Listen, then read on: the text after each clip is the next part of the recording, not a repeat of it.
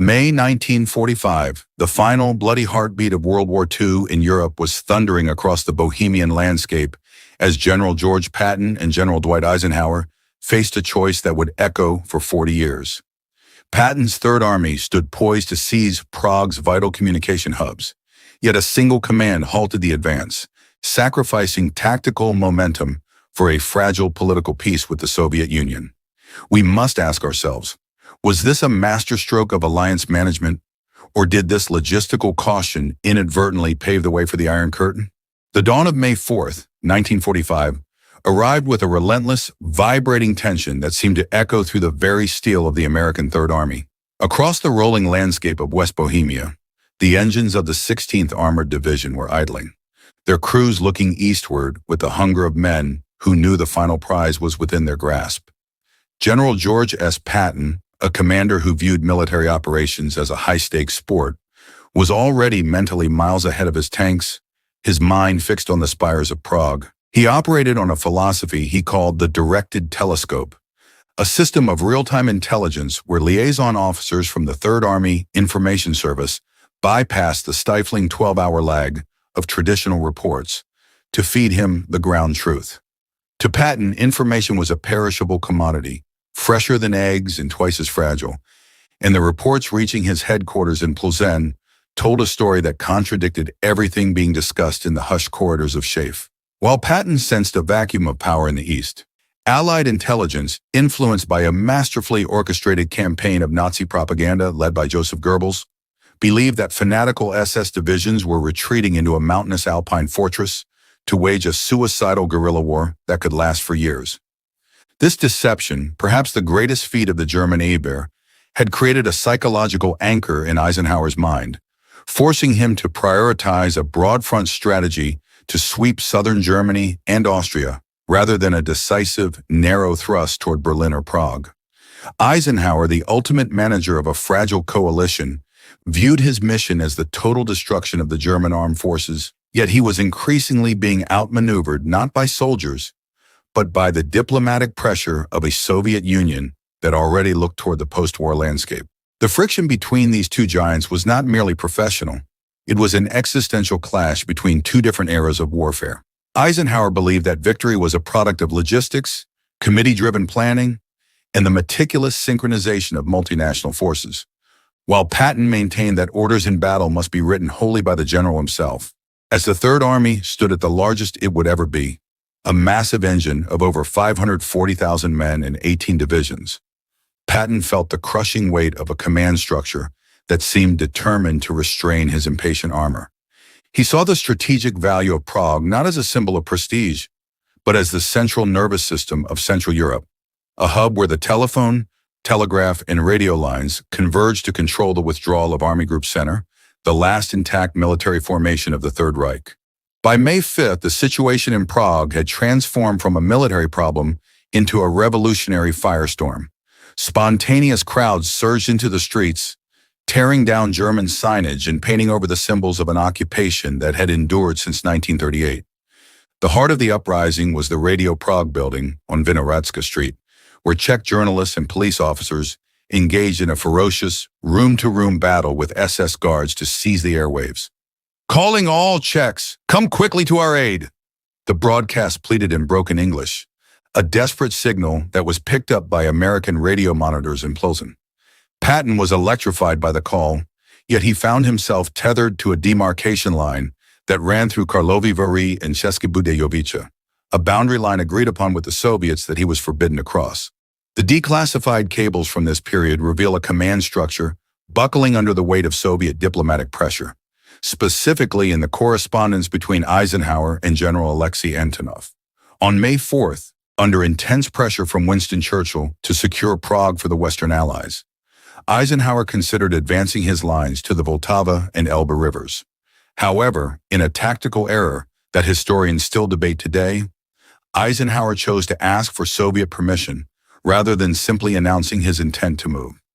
Antonov's reply on May 5th was a calculated lie.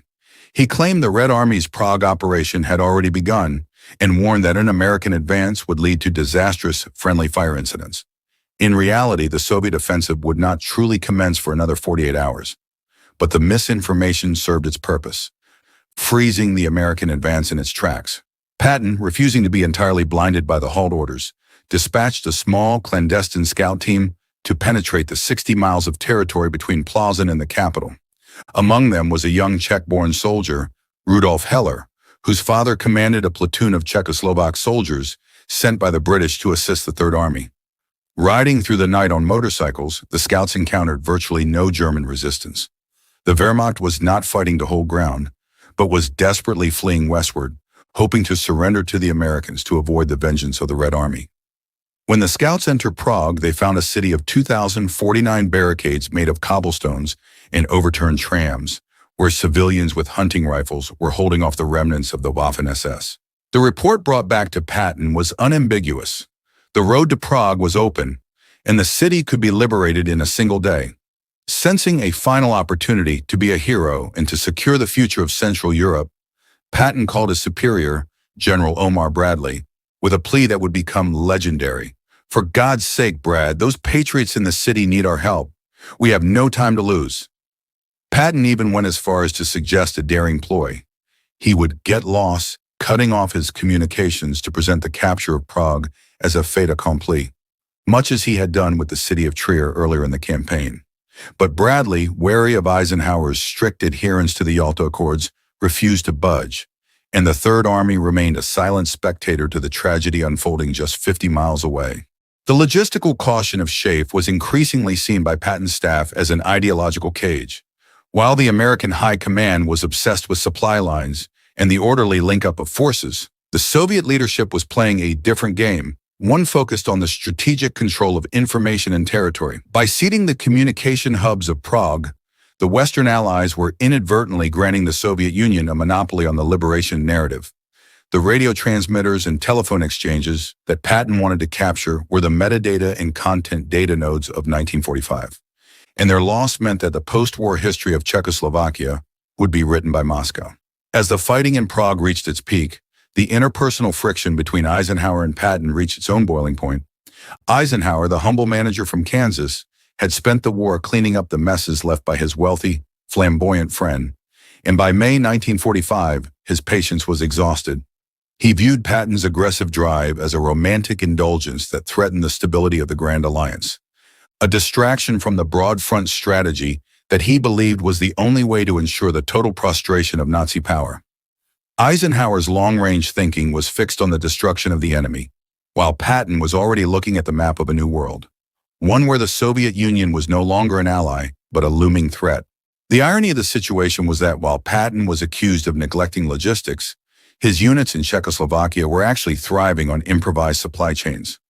Third Army veterans later recalled hotwiring disabled German vehicles and utilizing captured enemy stores to maintain their pace, demonstrating an operational velocity that the Soviet forces could not yet match. The halt was not a matter of fuel or ammunition, but of political will. The declassified record shows that the Americans could have reached Prague in 2 or 3 hours, yet they were held back by a line on a map that had become a wall of diplomatic stone.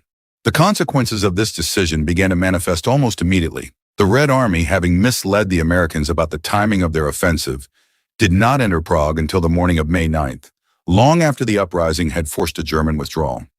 By being the sole liberators, the Soviets were able to solidify the Communist Party's influence in the post-war government, marginalizing the Czech soldiers who had fought with the Western Allies. The liberation became a central pillar of Soviet propaganda, a narrative that would justify the eventual 1948 coup and the loss of Czech democracy for 2 generations.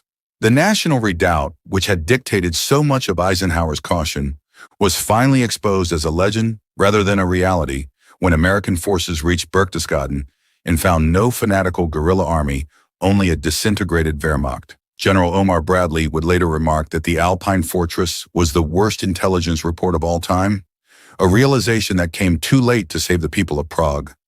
The myth had served its purpose, diverting the most powerful field army in history away from the political heart of Europe at the most critical moment of the 20th century. In the final days of the war, the Third Army stayed in western Czechoslovakia, helping to maintain order and rebuild infrastructure. But the occupation phase was already clouded by the shadow of the coming Cold War.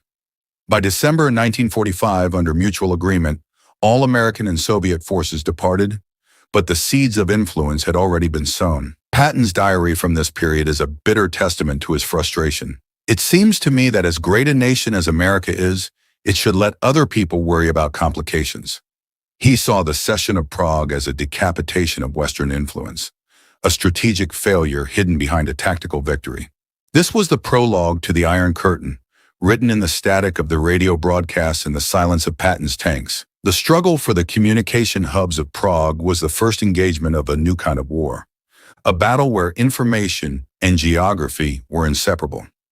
Eisenhower had won the war against Germany, but in the process, he had allowed the Soviet Union to win the opening move of the Cold War.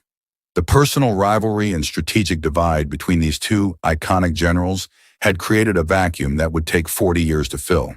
Looking back at the declassified cables and the private memoirs of the men on the ground, we are left with a haunting historical enigma.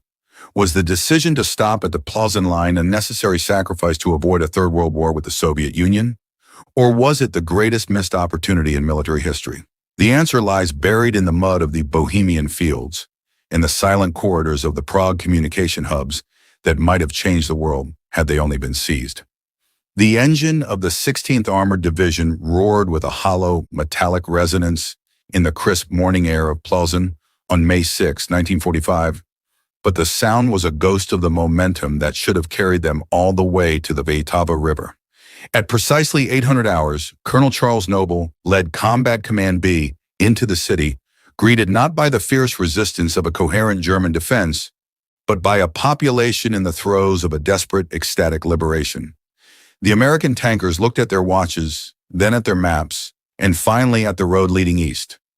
The highway to Prague was wide, inviting and virtually empty of any force capable of stopping a determined armored thrust.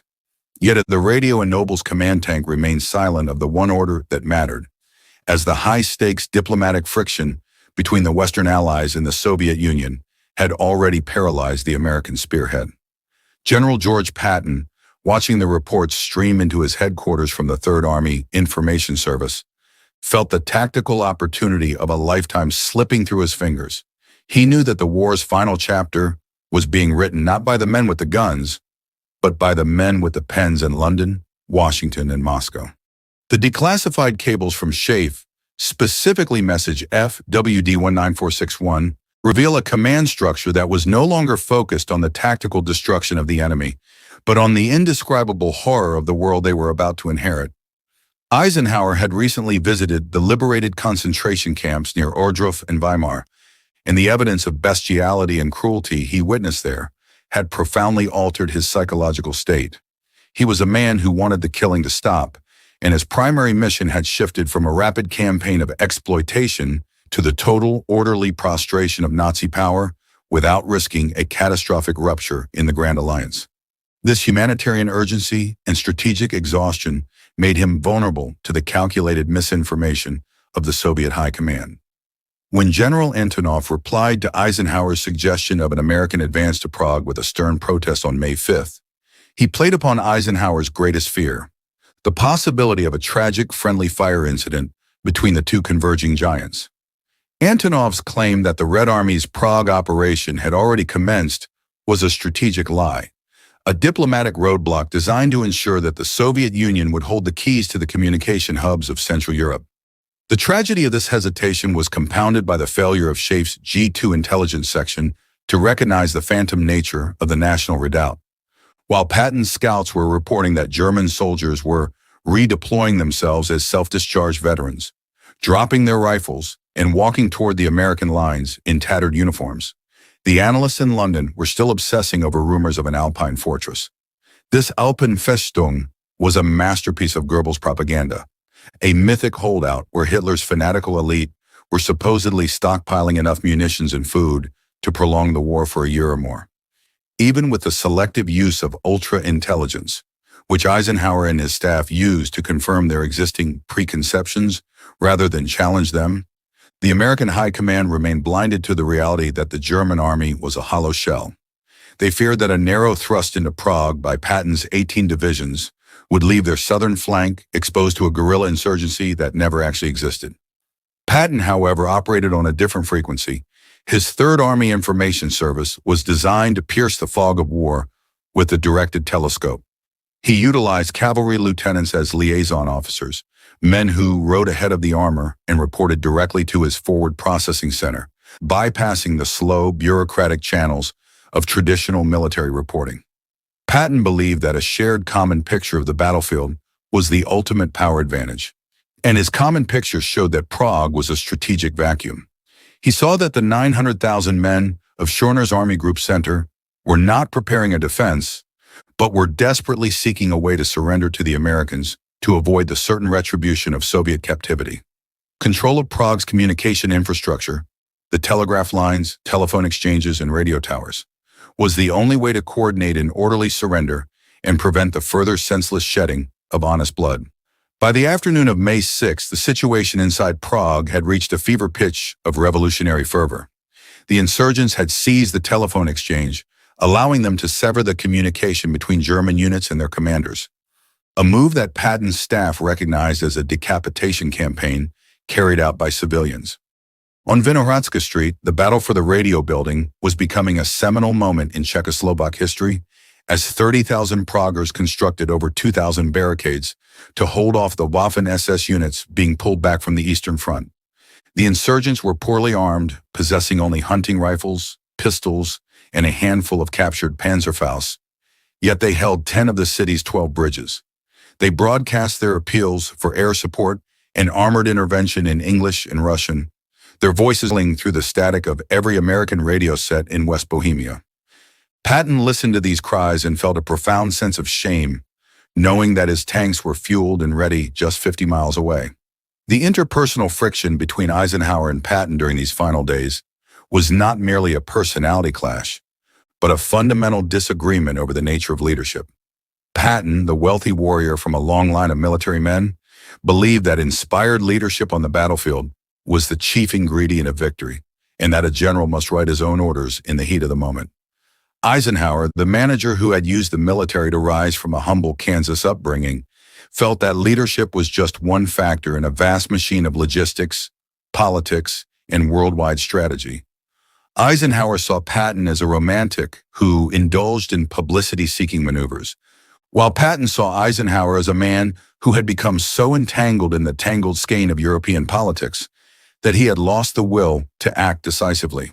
This distrust meant that when Patton proposed a daring dash to Prague, Eisenhower saw it not as a strategic necessity, but as a dangerous indulgence that could spark a Third World War. The declassified cables reveal that while the Americans were hesitating, the Soviet leadership was acting with cold, calculated precision. Stalin had recognized Prague as a particularly important prize as early as May 1st, ordering the first Ukrainian front to pivot south from Berlin to ensure a Soviet military presence in the city at the moment of surrender. Antonov's misinformation to Eisenhower on May 5th was the diplomatic shield that allowed the Red Army to move into position. History now knows that the Soviet offensive did not truly start until May 7th, meaning there was a 48-hour window where Patton could have liberated the city with almost no opposition. Had the American High Command been just a little more resolute, the entire post-war history of Central Europe might have been written differently, potentially saving 2 generations of Czechs and Slovaks from the totalitarian grip of a Soviet satellite state. As the American 16th Armored Division consolidated its position in Plzeň, the German commander, General von Majewski, recognized the futility of further resistance and signed the capitulation at 14:15 hours on May 6th. He surrendered his forces to the Americans, an act of desperation that was repeated across West Bohemia as German soldiers sought the protection of the Geneva Conventions. Yet, as the Americans took their prisoners, they were forced to watch as the Soviet advance units began to appear on the horizon, moving to secure the territory that Eisenhower had ceded in his cables. The demarcation line, running from Karlovy Vary to Plzeň to České Budějovice, became a physical manifestation of the political barrier that was descending across the continent. Patton's diary from this night reflects a bitter, prophetic anger. "I would like to go to the line of the Moldau River and tell the Russians that is where I intend to stop," he wrote, realizing that the spirit of comradeship Eisenhower cherished was a one-way street. The human cost of the halt order was borne by the citizens of Prague during the 4 additional days of bloody fighting that followed. While the Third Army sat idle, The Waffen-SS exacted a terrifying toll on the insurgents, committing atrocities that the American scout, like Rudolf Heller, witnessed firsthand. Heller and his team had infiltrated the city and saw Czechs dying for nothing, their barricades being crushed by German armor that the Americans could have easily destroyed.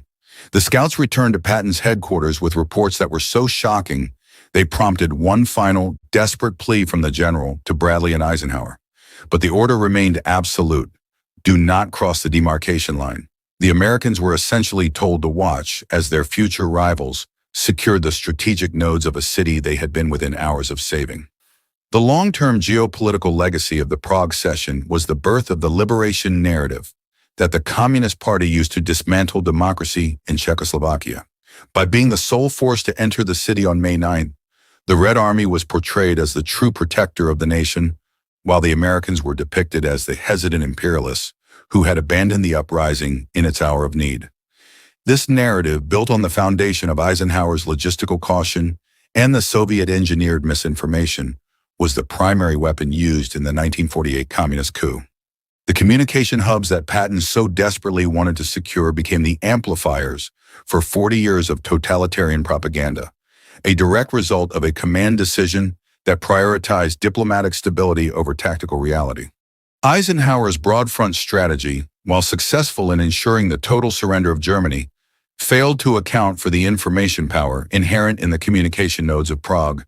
He viewed the war as a technical problem of logistics and set-piece battles, whereas Patton understood that the next war, the Cold War, had already begun in the airwaves over Vinohradská Street.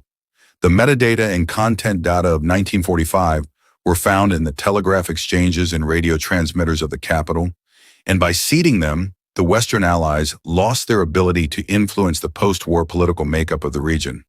The personal rivalry between the manager and the warrior had created a strategic vacuum that the Soviet Union was all too happy to fill with their own iron-fisted reality. In the years following the war, both men would grapple with the consequences of those final weeks. Eisenhower's presidency would be dogged by theories that his failure to take Berlin and Prague had delivered Eastern Europe into Soviet hands, a charge that he defended as a necessary adherence to the common cause of human freedom. Patton, whose life was cut short by a car accident in December 1945, died believing that the American leadership had lacked the resolve to finish the job correctly. He had seen the savages that Stalin led and recognized that the profitless quarrels Eisenhower wanted to avoid were actually the most important battles of the century. The declassified cables today stand as a testament to a moment when the fog of uncertainty was thickened not by the enemy, but by the diplomatic caution of friends. The myth of the national redoubt finally crumbled when American forces captured Berchtesgaden and found no fanatical guerrilla army, only a collection of disillusioned officials in empty bunkers. General Omar Bradley would later call it the worst intelligence report of all time, an admission of the staggering scale of the deception.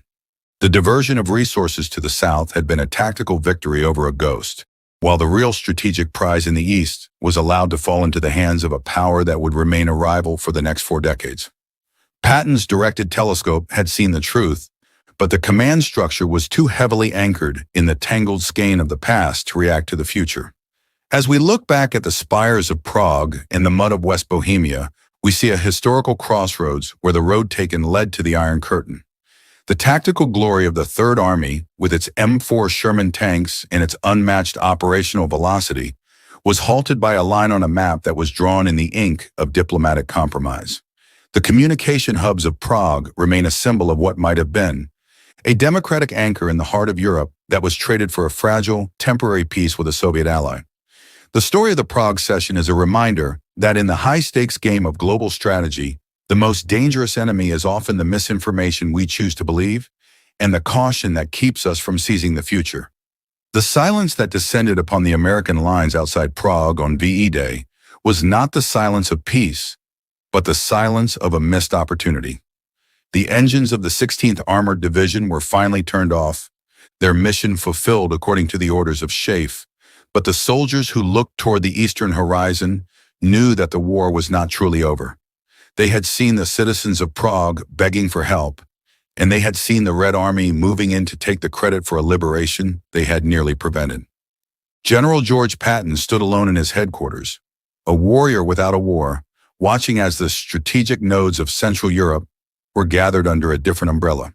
World War II was a conflict of immense scale and complexity, but its final moments were defined by the personal and strategic decisions of two men, Dwight Eisenhower and George Patton. Their story is a story of World War II, a narrative of leadership, friction, and the birth of a new world. The choices made in May 1945 regarding the liberation of Prague and the control of its communication hubs were the opening moves of the Cold War, a conflict that would haunt the globe for 2 generations. As we analyze the declassified cables and the ground truth of the Third Army, we are forced to ask, was the Iron Curtain the inevitable result of geography or the tragic consequence of a single halted advance? If you were in Eisenhower's shoes in May 1945, would you have prioritized the stability of the Grand Alliance? Or would you have authorized Patton to seize Prague and secure a democratic foothold in Central Europe? Let us know your strategic reasoning in the comments below, and don't forget to subscribe and hit the notification bell.